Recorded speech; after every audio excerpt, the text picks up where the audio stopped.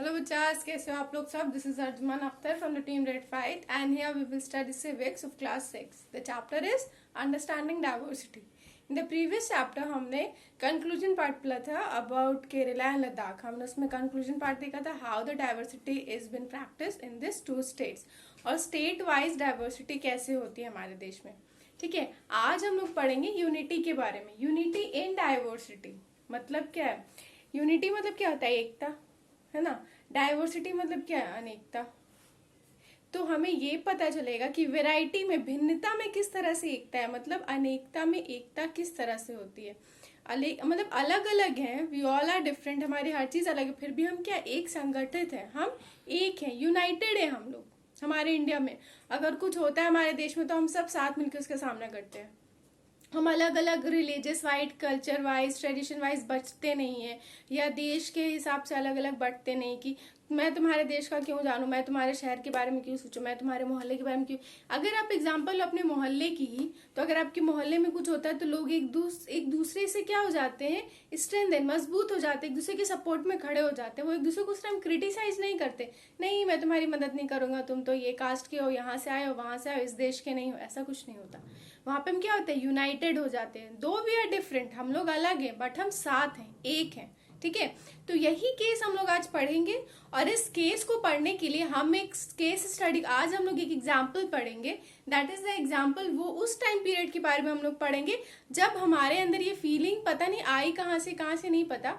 तभी हमारे अंदर सिर्फ देशभक्ति की फीलिंग थी और कोई भावना नहीं थी. मतलब अभी हम लोग अनेकता में एकता, ये जो टॉपिक है, ये जो बात पढ़ेंगे कि अनेकता में एकता कैसे होती है, इस चीज को डिफाइन करने के लिए हम लोग the freedom struggle of British के टाइम पे जो इंडियंस ने जो फ्रीडम स्ट्रगल किया है ना, अपने आजादी के लिए, देश ने जो लड़ाइयां की, जिन लोगों ने अपना योगदान दिया है, उस फाइट को, उस पूरे इंसिडेंट को हम लोग आज मद्देनजर रखते हुए पढ़ेंगे कि उस पूरे इंसिडेंट में किस तरह अलग है हम फिर भी साथ हैं, और एक साथ मिलके हमने ब्रिटिशर्स को हमारे देश से हटाया है, भगाया है, और हम सब आजाद हुए हैं. ठीक है, तो हम लोग आज वो एग्जाम्पल पढ़ेंगे.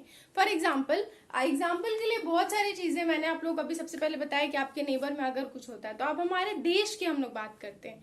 देश में क्या होना चाहिए? अगर हम लोग बात करें इंडिया की ना बच्चों, तो इंडिया में डाइवर्सिटी क्या है पता है? डाइवर्सिटी अनेकता, उसकी वेराइटीज, बहुत सारी जो वेराइटीज है, बहुत सारे काइंड्स है जो, वो हमारे इंडिया का स्ट्रेंथ है. स्ट्रेंथ का एक सोर्स कह सकते हो, मतलब इंडिया उससे स्ट्रांग है, हमारा भारत का सोर्स है एक स्ट्रांग होने का. हमारा इंडिया पावरफुल है क्योंकि हमारे इंडिया में क्या है, एक तरह की चीजें नहीं है, कई तरह की चीजें, अलग अलग है, अलगाव है, डिफ्रेंसिएशन है, बहुत कुछ है, but still we are not separated, we are united. तो ये क्या इंडिया के लिए प्लस पॉइंट है, उसके लिए एडवांटेज, उसकी ताकत है, उसकी कमजोरी नहीं है कि भाई अलग अलग है तो इंडिया डिवाइडेड है. No, we are not divided, we are United.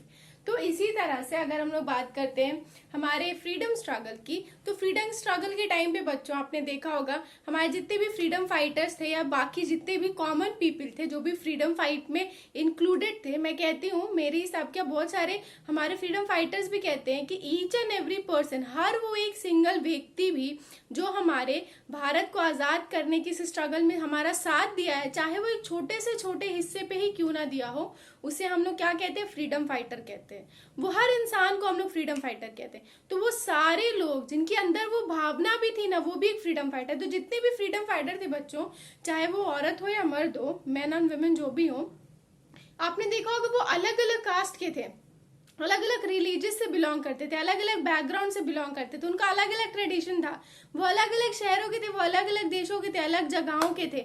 But still जब बात आई ब्रिटिशर्स को अपने देश से पछाड़ के भगाने की, उस गुलामगिरी से आजाद होने की, तो क्या क्या सभी लोग एकजुट हो गए हमारे देश में और एक दूसरे का साथ दिया और ब्रिटिशर्स के साथ लड़ने में मदद की. उस टाइम पे किसी ने ये नहीं देखा कि हम कौन से कास्ट पे बिलोंग करते हैं, या हम कौन से बैकग्राउंड पर आए हैं, या हमारी नेशनैलिटी क्या है, कि हम किसी और देश के हैं तो उसको देश के नाम पे क्रिटिसाइज किया जाए. इस तरह से कुछ नहीं हुआ उस टाइम पे.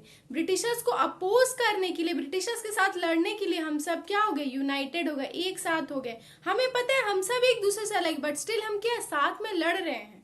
आप अगर ना सिर्फ लड़ना, हम मतलब जितने भी अलग अलग तरह के लोग थे उन्होंने ये दिखाया कि हम अलग हैं, हम फिर भी साथ थे। कैसे? वो लोग साथ मिले, एक साथ ज्वाइंट हुए, ना सिर्फ एक साथ मिले बल्कि एक साथ मिलकर के कई ऐसे एक्शंस किए, कई ऐसे तुम्हारे वर्क प्लेस किए, जिसके वजह से ये प्रूफ होता है कि हम अलग होकर भी लोगों को साथ मिलकर के अगर हम करें तो बहुत कुछ अचीव कर सकते हैं। लड़ना भी साथ में, कोई प्लान भी बनाना साथ में, एक दूसरे के साथ हर मुश्किल घड़ी में वो लोग साथ, इवन वो लोग सब साथ जेल भी गए। बहुत सारे फ्रीडम फाइटर थे जो एवरी सिंगल स्टेप, हर दूसरे स्टेप पे ब्रिटिश उन्हें जेल में डाल देते थे ताकि उनकी एम्पायर कमजोर ना पड़े। क्योंकि अगर कोई फ्रीडम फाइटर बहुत ज्यादा स्ट्रांग होता है तो ब्रिटिश एम्पायर क्या हो जाती है? वीक हो जाती है। तो इसको रोकने के लिए हर दूसरे फ्रीडम फाइटर को ब्रिटिशर्स क्या करते थे? जेल में डाल देते थे, है ना। तो उस जेल में जाने के बावजूद, जेल में जाके उन्हें पता चला कि हम सब अलग अलग हैं। उन्हें पता चला अरे ये तो कोई और है, अरे ये तो कहीं और से, अच्छा ये तो बाबूलाल मरांडी है, अच्छा ये तो जैनुल्लाह आब्दीन है, अच्छा ये तो सुखविंदर सिंह है। तो उन्हें पता चला हम अलग अलग है, बट स्टिल वहां पर क्या थे? सब एक थे। लेकिन वहां पर भी उन्होंने हार नहीं मानी। वो लोग जेल के अंदर जाने के बाद भी उन्होंने नए नए तरीके ढूंढे जैसे कि वो ब्रिटिशर से लड़ सके और उन्हें अपने देश से बाहर निकाल सके। और आपको पता है बच्चों, ब्रिटिशर्स कई हद तक हमें अलग करने में कामयाब क्यों होने लगे? उनकी माइंडसेट क्या थी, वो क्या सोचते थे? ब्रिटिशर्स का एक पूरा का पूरा रूल था ना, उनका एक प्रिंसिपल था, डिवाइड एंड रूल, बांटो शासन करो, है ना। तो बंटवारे से वो शासन करना चाहते थे। तो वो बंटवारा क्यों करना चाहते थे? अगर उनकी माइंडसेट में ऐसा क्या आया कि उनके हिसाब से लगा कि इंडिया को बांटा जा सकता है? क्योंकि उन्हें ये पता था कि इंडिया में एक से ज्यादा तरह के लोग, अलग अलग तरह के लोग, अलग अलग तरह के रिलीजियस, अलग अलग तरह के ट्रेडिशंस, अलग अलग तरह के कल्चर फॉलो होते हैं। सब लोग अलग अलग बैकग्राउंड से हैं, सब लोग अलग अलग कास्ट से बिलोंग करते हैं। तो हम क्या करेंगे? क्योंकि ये अलग अलग है, हम इन्हें डिफ्रेंशिएट करके सेपरेट कर सकते हैं, अलग कर सकते हैं, और फिर हम रूल करेंगे। और जब हम साथ होते हैं तो हम क्या होते हैं? यूनाइटेड होते हैं तो वी आर स्ट्रांग। और जब हम सेपरेट हो जाते हैं तो हम कमजोर हो जाते हैं। और उसी का फायदा ब्रिटिशर्स उठाते थे। लेकिन ये बात हम इंडियंस ने उनपे गलत साबित की। हमने उन्हें क्या ये बताया कि दो वी आर डिफरेंट, हम लोग अलग हैं, हम सब एक दूसरे से अलग हैं, मगर हम साथ हैं। और हम साथ मिलकर के ही क्या किया? हम लोगों ने ब्रिटिशर्स को अपने भारत देश से भगा दिया और हमने आजादी की लड़ाई लड़ी। और आजादी की लड़ाई बहुत अच्छे से, बहुत सारे लोगों ने बहुत सारी कामयाबियां दी हैं। तो उस किसी भी इंसान को उसके रिलीजियस या कास्ट या बैकग्राउंड से नहीं नापा जाता है, उन्हें सिर्फ एक ही नाम दिया जाता है, वो क्या है? सिपाही, सोल्जर, फ्रीडम फाइटर, है ना।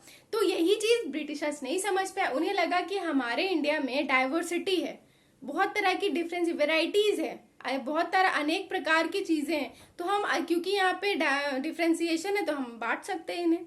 लेकिन फिर भी कई जगह पे ब्रिटिशर्स हमें बांट पाए। ब्रिटिशर्स इतने साल तक शासन ही इसीलिए कर पाए क्योंकि लोग बट रहे थे।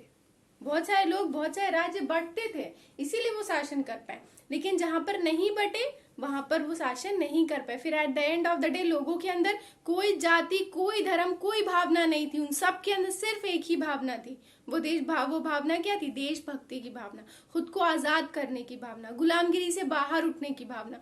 और हर पीड़ित इंसान दूसरे की मदद करता था वहां पर, क्योंकि उन सब के लिए हम लोग क्या है? हम लोग सब यहाँ पे स्ट्रगल कर रहे हैं। और किसके अंडर में? ब्रिटिशर्स के अंडर में। ठीक है, मायने नहीं रखता कि वो कौन से जगह से बिलोंग करता है, कौन से धर्म से बिलोंग करता है। इस बात को प्रूव करने के लिए कि हमारे इंडिया में डाइवर्सिटी की बहुत इज्जत की जाती है और उसे बढ़ावा दिया जाता है, बहुत सारे सॉन्ग्स, पैट्रियोटिक सॉन्ग्स, बहुत सारे तुम्हारा पैट्रियोटिक सिंबल्स निकले। फॉर एग्जाम्पल, जो जालियांवाला बाग इंसिडेंट हुआ था बच्चों, जो Jallianwala Bagh that is happened on 13th of April 1999 Amritsar Punjab में हुआ था। आप लोगों को अगर इस इंसिडेंट के बारे में नहीं पता तो मैं बता देती हूँ। उसे जालियांवाला बाग इंसिडेंट के नाम से जाना जाता है, जो 13 अप्रैल 1919 में घटित हुआ था अमृतसर पंजाब में। जहां पर एक ब्रिटिश जनरल, डायर नाम के ब्रिटिश जनरल थे, उन्होंने क्या किया था? 379 पीपल एक जगह पर, अमृतसर, यही जालियांवाला बाग अमृतसर में एक जगह है जहां पर मौजूद थे। उन्हें क्या, वो निहत्थे थे, उसमें बच्चे भी इन्वॉल्व थे, बड़े भी थे, मर्द भी थे, औरत भी थे, सभी तरह के लोग थे। 379 पीपल, उन लोगों को लॉकड अप करके उनके ऊपर ओपन फायरिंग करवाई, उन सबको मार डाला। इसीलिए उसका नाम रखा गया जालियांवाला बाग मैसकेर। तो उनकी याद में लोगों ने क्या किया, पैट्रियोटिक सॉन्ग्स बनाने लगे। आज भी पंजाब में उनकी याद में, क्योंकि पंजाब के हिसाब से वो लोग बहुत बहादुर थे, क्योंकि उन लोगों ने ब्रिटिशर्स का डट के सामना किया, वो भागे नहीं, एक दूसरे को वहां पर उन लोगों ने क्या किया, हेल्प आउट किया। भले वो मर रहे थे बट स्टिल वो साथ में थे, तो उन्हें ब्रेव कहा गया और उनकी याद में बहुत सारे पैट्रियोटिक सॉन्ग्स निकले। अगर हम बात करें हमारे इंडिया में पैट्रियोटिक सॉन्ग्स की, तो बहुत सारे सॉन्ग्स है ना जो हमारे देश में क्या करते हैं, रिच वैरायटी लाते हैं, ट्रेडिशन को आगे बढ़ाते। वो जो देशभक्ति की भावना है, उसका जो ट्रेडिशन, वो जो कल्चर है, वो हमारे अंदर कैसे आया। एक टाइम की बात तो वो खत्म हो गया ना बच्चों, फ्रीडम फाइटर्स सारे धीरे धीरे मर गए, लेकिन बहुत सारे सॉन्ग हैं जो हमारे 26 जनवरी के दिन, 15 अगस्त के दिन एज अ कल्चरल एक कल्चर है वो सॉन्ग का बजना। वो सॉन्ग बहुत सारे लाइक वंदे मातरम, और मेरे ये देश है वीर जवानों का, और सोने की चिड़िया, जहाँ डाल डाल पे सोने की चिड़िया करती है, बस बहुत सारे सॉन्ग्स है राइट, जो हमारे इंडिया में पैट्रियोटिक सॉन्ग के नाम से जाने जाते हैं, जिन्हें हम लोग एज एक हमारा कल्चर बन चुका है उन सॉन्ग्स को याद करना। जब वो सॉन्ग हम सुनते हैं तो हमें हमारे सोल्जर्स याद आते हैं, उनके किए हुए सैक्रिफाइसेस याद आते हैं, और हम क्या करते हैं, फिर रिस्पेक्ट से उनके आगे सर झुकाते हैं। क्यों? क्योंकि उन्होंने अपना बलिदान दिया है। अगर इस बात को साइड कर दिया जाए तो आप सिंबल्स में क्या देखोगे, सिंबल में सबसे पहले जिसको ब्रिटिशर्स को हराने के लिए सबसे पहले चीज जो हमारे भारतीय ने यूज की थी वो क्या थी, दैट आवर नेशनल फ्लैग, जो हमारा नेशनल फ्लैग है, जिसके ट्राई कलर है ना, उसके हर कलर का अलग अलग मीनिंग है। तो ब्रिटिशर्स के टाइम पे किसी भी जगह पे अगर इंडियन नेशनल फ्लैग, उसका क्या मतलब, ब्रिटिशर्स उससे बिल्कुल भी दुश्मनी रखेंगे, उसे उस फ्लैग को हटा के अपना ब्रिटिशर्स फ्लैग लगाना था। तो उस टाइम पे ब्रिटिशर्स को अपोज करने के लिए, फ्रीडम स्ट्रगल को बढ़ाने के लिए, फ्रीडम स्ट्रगल की निशानी क्या होती थी, वो इंडियन फ्लैग। बहुत सारे सॉन्ग्स हुए जो फ्रीडम स्ट्रगल की निशानी बनी, जो आज भी हम याद करते हैं, तो हम हमारे स्ट्रगल को याद करते हैं, उस ट्रेडिशन को हम लोग वापस लाते हैं, उन लोगों को रिस्पेक्ट करते हैं और इसी को आगे बढ़ाते हैं, है ना।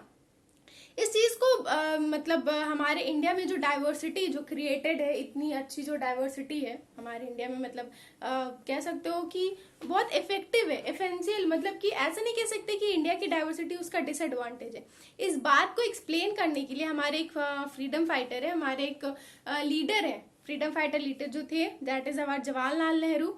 उन्होंने एक बुक लिखी थी, डाइवर्सिटी इन इंडिया, जो हमारा है, हमारे देश में जो डाइवर्सिटी है, जो अनेकता है, जो वैरायटी है, जो काइंड ऑफ अलग अलग तरह के स्पाइसेस है हमारे इंडिया में, जो इंडिया को मजेदार बनाती है। इंडिया को मजेदार मतलब खाने के लिए मजेदार नहीं, जो इंडिया को जीने के लिए मजेदार, रहने के लिए मजेदार, लोग एक दूसरे के साथ मर्जअप करते उसके लिए मजेदार बनाती, उसके ऊपर हमारे जवाहरलाल नेहरू ने एक बुक लिखी। उस बुक का नाम रखा उन्होंने the discovery of India, India को डिस्कवर करना, जिसमें उन्होंने कुछ ऐसे लाइंस लिखे डाइवर्सिटी के ऊपर, जिसमें उन्होंने कहा कि जो यूनिटी है, जो एकता है ना, वो हम लोगों के अंदर, हम भारतीयों के अंदर कहीं बाहर से आके दबाव के जरिए डाली हुई कोई फीलिंग नहीं है, कोई जज्बात नहीं है, कोई ऐसी भावना नहीं जो दबाव के द्वारा हमारे अंदर डाली गई हो, जो दबाव से हमें सिखाया गया हो। नहीं, एकता एक ऐसी चीज है हमारे अंदर जो कहीं ना कहीं हमारे अंदर मौजूद होती है, प्रेजेंट होती है, डीप डाउन इनसाइड हमारे अंदर प्रेजेंट होती है। ठीक है, हमारे दिल के किसी ना किसी हिस्से में, किसी ना किसी जगह पे मौजूद होती, बस क्या जरूरत क्या होती है, उसे एक तरह से पिंच करने की या उसे उभारने की। तो हमारे नेहरू जी ने ये कहा कि जो एकता है हमारे देश में, वो कहीं बाहर से नहीं है, वो कुछ ऐसी फीलिंग है जो हमारे अंदर ऑलरेडी, हम उस फीलिंग के साथ जन्म लेते हैं, और उस फीलिंग को हम क्या कहते हैं, देशभक्ति की भावना, जिसमें कोई धर्म और कोई जाति, कोई तरह का बैकग्राउंड, किसी तरह का नेशनलिटी बिलोंग नहीं करता। सिर्फ एक ही बात हमें याद रहती है, that we all are Indians. ठीक है, तो उन्होंने ये बात बताई, और ये सबसे बड़ा स्ट्रेंथ है हमारे इंडिया का, ये सबसे बड़ी ताकत है कि हमारे इंडिया में क्या है, वेराइटीज है। ठीक है, डाइवर्सिटी है, ये बात उन्होंने उस चीज में लिखी थी। ठीक है, और उन्होंने इस बात का एग्जाम्पल क्या दिया कि इसकी सबसे बड़ी एग्जाम्पल क्या पता है, इसकी सबसे बड़ी एग्जाम्पल ये है कि देश में इतने तरह के रिलीजियस, इतनी तरह के कल्चर, इतनी तरह के कस्टम्स और ट्रेडिशन फॉलो किए जाते हैं, और सब लोग क्या करता है, एक दूसरे के ट्रेडिशन, एक दूसरे के रिलीजियस और कस्टम को रिस्पेक्ट करता है, प्रैक्टिस करता है। अगर कोई कहीं बाहर से आता है, वो अपने साथ कोई और ट्रेडिशन या कस्टम लेकर के आता है बच्चों, तो हम क्या करते हैं, उन्हें भगाते नहीं है, उनके कस्टम और ट्रेडिशन को जानते हैं, बहुत एक्साइटेड होके उसे हम खुद भी प्रैक्टिस करते हैं, और उन्हें भी इंकरेज करते हैं कि वो उस चीज को आगे बढ़ाए। हम उन्हें डिस्करेज नहीं, अरे तुम यहाँ के नहीं, तुम ये नहीं कर सकते, अरे तुम तो साउथ इंडियन हो, तुम यहाँ किसी तरह का साउथ का फेस्टिवल नहीं।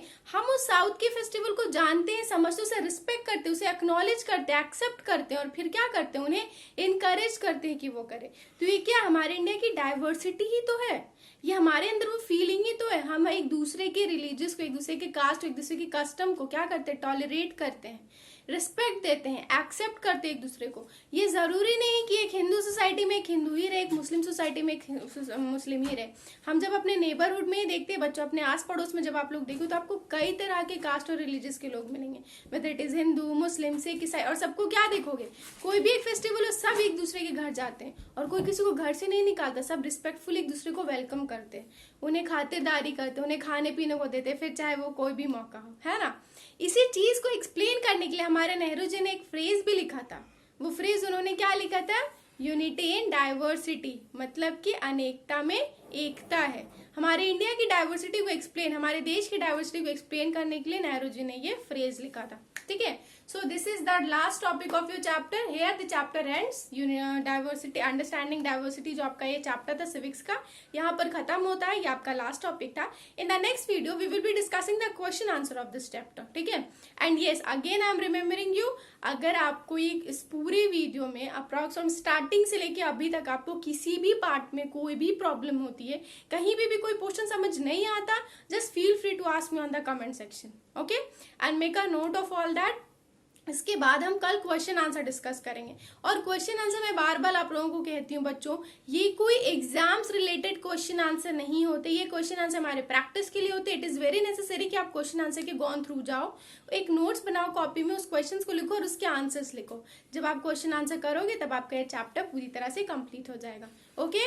So that's all for today. See you in the next class. Till then, बच्चों, don't forget to study a little bit. Stay safe. Bye bye.